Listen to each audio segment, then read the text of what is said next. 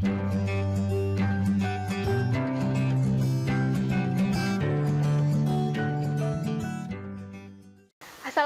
warahmatullahi wabarakatuh. Pada kesempatan kali ini kita akan membahas materi biologi kelas 11, yaitu tentang sistem pernapasan yang ada pada tubuh manusia. Nah, sistem pernapasan ini merupakan sistem yang ada di dalam tubuh kita yang berfungsi untuk menyuplai oksigen dari luar tubuh manusia sehingga bisa masuk ke dalam tubuh kita dan bisa melakukan metabolisme. Nah, adapun sistem pernapasan pada manusia ini terdiri dari beberapa organ. Yang pertama adalah hidung, kemudian ada laring, trakea, bronkus, dan juga paru-paru. Nah, hidung merupakan saluran tempat udara pertama kali bisa masuk. Nah, di hidung ini terdapat beberapa bagian yang berfungsi untuk menghangatkan udara sebelum bisa masuk. Salah satunya adalah rambut-rambut hidung. Nah, selain itu rambut-rambut hidung ini juga bisa menyaring udara-udara yang kotor sehingga saat masuk ke dalam saluran selanjutnya tidak terlalu kotor. Nah, selanjutnya adalah faring dan juga ada laring.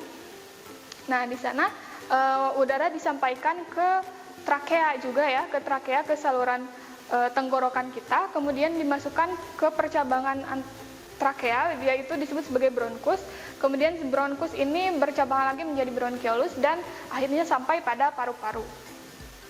Nah, kita bisa lihat di sini gambar paru-paru ya, terdapat dua paru-paru kita, ada ya paru-paru kanan juga paru-paru kiri. Nah, bisa dilihat di sini ada yang 3 gelambir dan ada juga yang hanya memiliki 2 gelambir. Nah, yang 2 ini adalah yang terletak di bagian kiri. Nah, di sini ada anatomi dari paru-paru bagian dalam. Nah, di sana ada kapiler, kemudian ada alveolus di sana. Nah, saat oksigen yang masuk ke dalam tubuh kita, kemudian sampai di paru-paru, maka akan disimpan di alveolus dan diserap diambil oleh kapiler darah untuk dimasukkan ke dalam jantung sehingga oksigen ini bisa disebarkan ke seluruh tubuh. Nah, ternyata selain menyampaikan oksigen, nah di alveolus juga terjadi pertukaran dengan karbon dioksidanya. Jadi karbon dioksidanya dari seluruh tubuh masuk ke dalam alveolus dan akan dikembalikan ke luar dengan jalur yang sama seperti tadi saat udara masuk. Nah, berikut merupakan gambar dari mekanisme pernapasan ya. Ada 2 jenis mekanisme pernapasan, yaitu pernapasan dada dan juga pernapasan perut. Bisa dilihat di sini gambarnya. Saat udara masuk, diafragma biasanya berkontraksi atau lebih ke bawah. Nah, sedangkan saat udara masuk tersebut, si rongga dada kita menjadi lebih bervolume ya. Dan selanjutnya saat kita mengeluarkan oksigen atau kita mengeluarkan udara, nah si diafragma ini kembali naik sehingga ruangan yang ada di dalam dada kita menjadi lebih kecil lagi dan udara bisa keluar. Nah, selanjutnya volume dan kapasitas paru-paru. Volume ini merupakan jumlah udara yang keluar masuk paru-paru dan ini bergantung pada cara kita bernapas.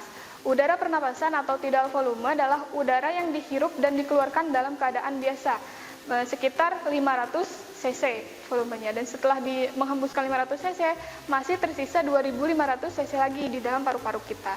Nah, udara komplementer sebanyak 1500 cc yang masih bisa dihirup lagi dengan cara inspirasi yang maksimum. Nah, setelah inspirasi biasa, selanjutnya adalah udara cadangan sebanyak 1500 cc yang dapat dihembuskan lagi pada saat ekspirasi maksimum atau secara sekuat-kuatnya dikeluarkan gitu ya. Nah, selanjutnya adalah udara residu atau udara sisa sebanyak 1000 cc dan tidak dapat dihembuskan lagi, dia tetap tinggal di dalam paru-paru kita. Ada beberapa jenis kapasitas paru-paru, yaitu ada kapasitas inspirasi, kapasitas residu, kapasitas vital, dan juga kapasitas paru-paru total. Nah, frekuensi pernapasan biasanya dipengaruhi oleh beberapa faktor, yaitu umur, jenis kelamin, suhu tubuh, dan juga posisi tubuh. Nah, selanjutnya adalah gangguan pada sistem pernapasan. Yang pertama adalah faringitis. Nah, ini jelas terjadi pada faring kita. Peradangan yang terjadi pada faring kita disebabkan oleh bakteri, disebut sebagai Streptococcus pharyngitis.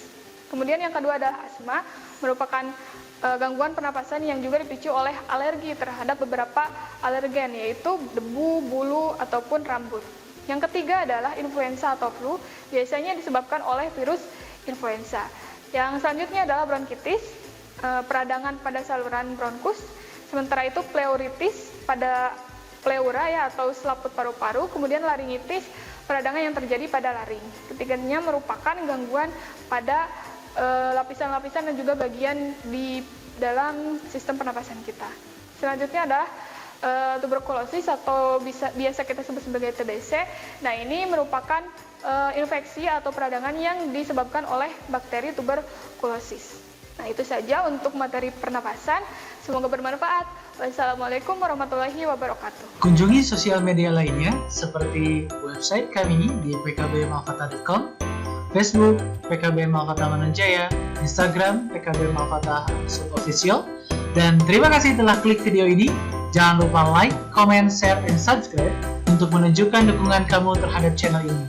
Enjoy the video PKB Malfata.